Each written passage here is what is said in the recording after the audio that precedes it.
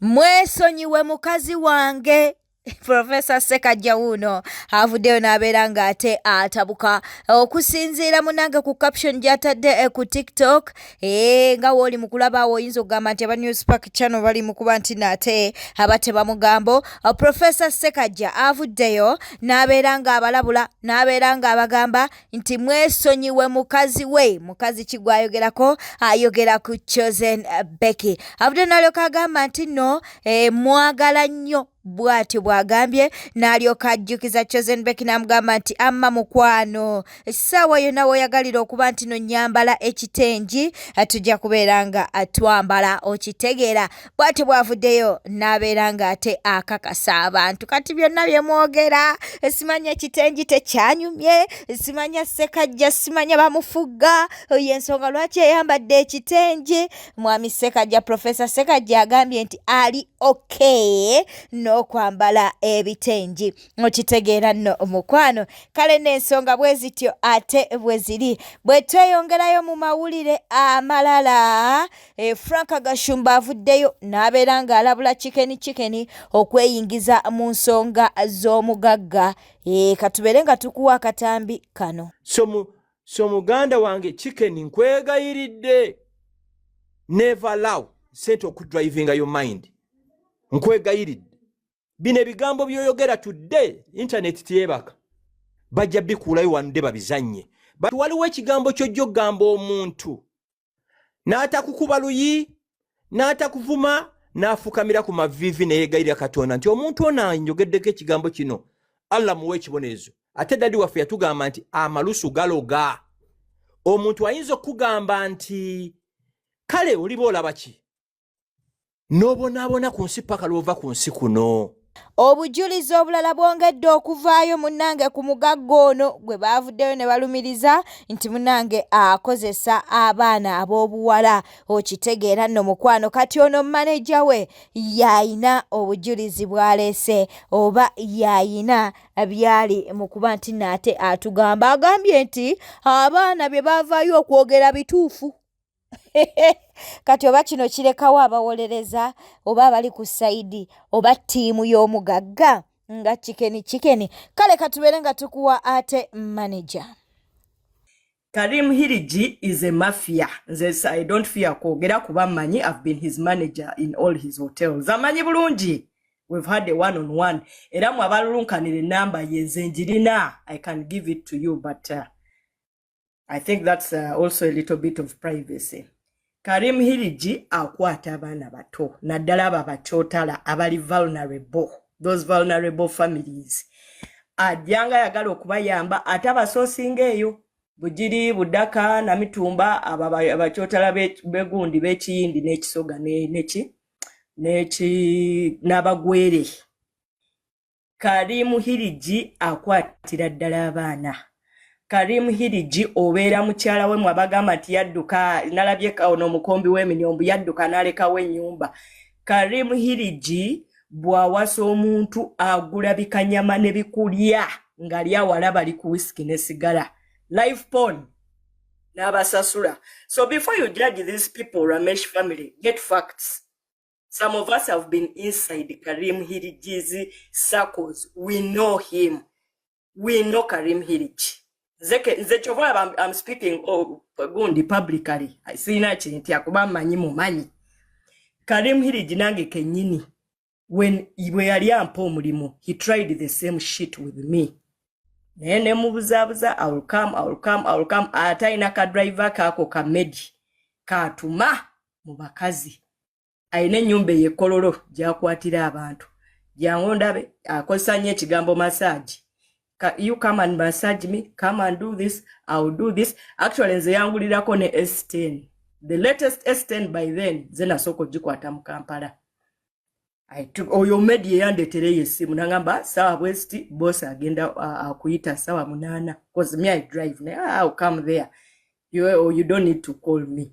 Nemubuza okakananga ndoza yantegera nti ndi mugezi. They had even promised me to buy me a car kubaze motoka azigula atagula 0 mileage. Nabuza omusajja Desh mpaka bwe ya making my life difficult natandika okumpayiriza ebintu ku mirimu simanyi olaba poni mu office nayita aba computer aba IT they checked my computer by then tried to kosa bino ebyokunyigisa amapeesa nga laptops ntono ne bajja ne bakebera there was no poni nanyigiriza natandika n'okuntema omusaala kuba nali mpatanye miliyoni 4 naye 4M ne walaiga Which year was that? Dash, that was 2029, I think. Omusajja alina ebikolobero kakati making my life difficult nga bazotegera 2019. Sorry, 2019, yeah. The man made my life miserable. Okakana natandika okuntema kati sente nga buli mwezi nfuna miliyoni emu instead of 4 million nga ngamba mbu yaziteeka ku NSSF. Nateekako ebintu tukakati ne mu saakozi ze ez'emirimu ayina abantu bakozesa atali abalya 3 but these are vulnerable girls abakyotala be yajja ebudaka n'abawa emirimu n'abagulira emmotoka ezennene abakozesa ate abo bakozesa nabo batulugunya bakozi bannaabwe kakati ne bambeerako bubi nnyo kye nakola nange ne ngamba okay neegobye nangamba egenda already nange mbadde ndi mu gundi y'okugoba okutuuka ku NSSF Dash nga teriyo wadde 11 naye nga yali andaga nti ki altera sente ku NSSF. I took that man in court yagula baloya bange bana ne mutwala mu court ne omuntu asobola okwebuuza nti byoyogera omuntu akakasa ate nti byoyogera bituufu bituufu kubanga nze nali manager we mu Imperial Royal nali manager we ku Imperial Botanical Beach Hotel. Kugambia I've worked with this man, I know. Chuvula banjogera openly Dash. Okitegera. When on your post funa Dash as you an investigative journalist, I believe.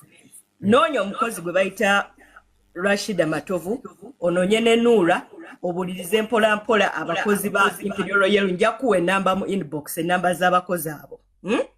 You investigate what that man does. N'abalenzi abalya Zakati kankubulira chovola ba chicken afiirawo. Nate chicken my brother would like to advise you. Karimu ate erudda mukodo. Mulaba bino byokola. He is not going to give you money.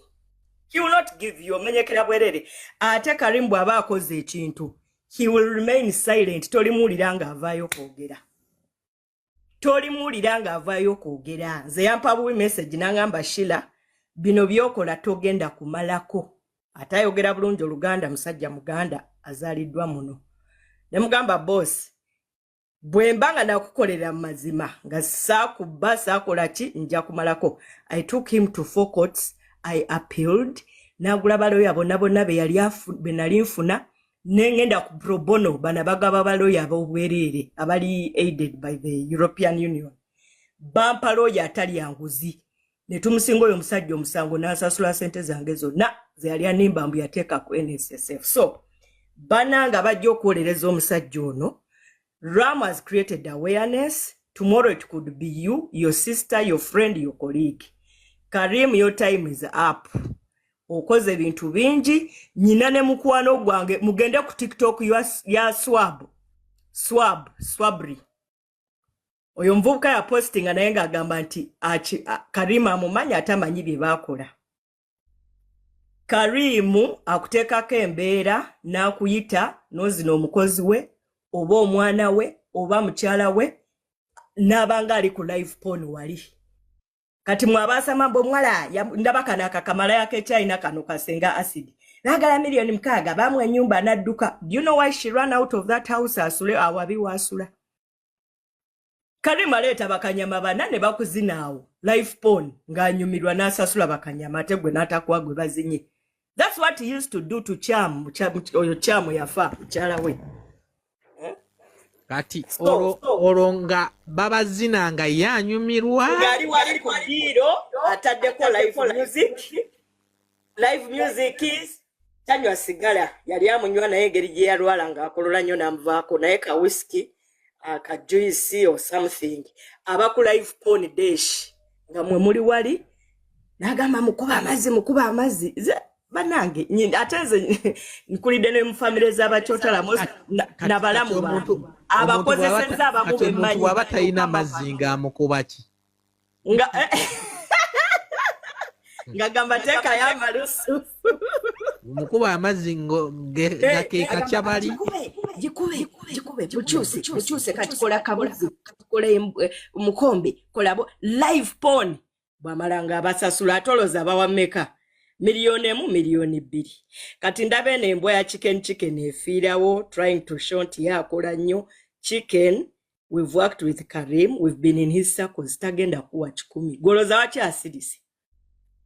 Why do you think he's quiet? Oloza waki Obama tavaayo kwogera kufiirawo nnyo nga ggwe okoze bijjampa naye bigenda kusala. So Desh, abantu abajajinga Ramesh, please get facts. Ramesh is not here to look for money. He's creating awareness. Chovola bayakugamba, he was building his platform afune eddoboozi koze eddoboozi ligenda wala. Ayinza obuta succeeding musiba, ayinza obuta succeeding mutwala mu kooti, but what I know also Karim is not above the law because me have taken him to court ate nansasula. Kuba yali annimba mbu sente zange ziri ku NSSF ogenda okeberayo nga there is nothing Desh. I took him to court nendebuka n'omusajja mpaka bwe namuwangula. A whole company nemba wangula nibampa sente zange. Subscribing, liking, leka obakabwawo mu comment section. King Sat alina bigambo birungi eri minister amuyise minister Susu naye twogera ku minister Akasolo oluvannyuma lw'ekivulu kye munnange okuba nti nno munnange kisaziddwamu oba kyasaziddwamu. Era mpozi munga munzise era ne muliba munzise mujja kunziza eyo gye mungoba temugenda kutta sente zange ggwe oba abantu bakukyawa kkiriza bakukyawe totta sente zange gwe minisita Susu totta sente zange abantu bakulonda sente wazikolangamu mbaga kati time tusifa abavubuka tweyiya abalala mu abamma emirimu ati n'omulimu gwange oyagala gulinnyirira ku myaka ejjangu oyagala nkole ki gwe minisita Susu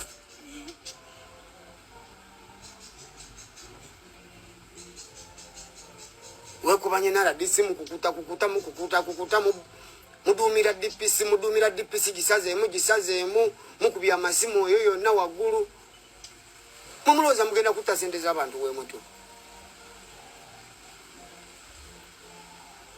gomanyi omuntu walwana okuteekawo ekivulu ekyo yebeezeewo awe banne emirimu batunde kamere awe banne emirimu bavuge boda batwale abantu babazze bakole ki awe banne emirimu bakube ebipande awe banne emirimu bakube ebbaana awe banne emirimu batunde ebyokulya ebyokunywa obutebe buli muntu abeere mu mulimu nti okola omulimu gumu bwe gutyo n'owa abantu waakiri bibiri emirimu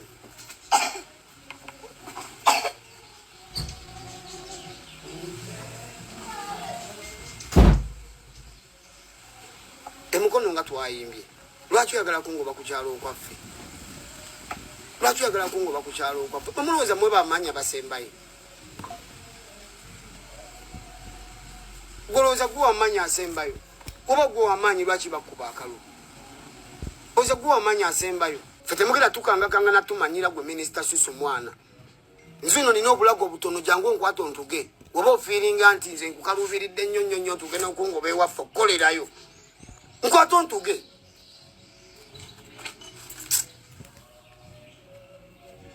bannange luno mulutankudde bakyali bange mbaagala nnyo naye banne ngenda kusibukamu ku mpisa kati ne mujja kunsonyiwa obwenkanya bwange ngenda bwenoonyeza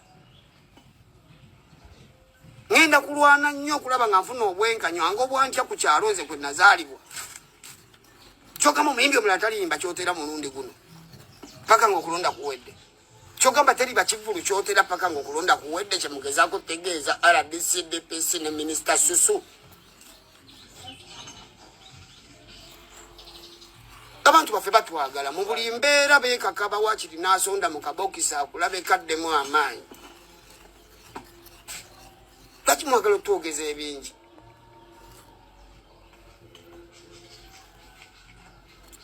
tugenda baboola gwe minisita Susu tugenda baboola tugenda baboola ate kati tugenda teekamu n'amaanyi wakiri tujja tunda ebyaffe tuteekemu amaanyi naffe tulaye ku bunafu bwammwe basajja mmwe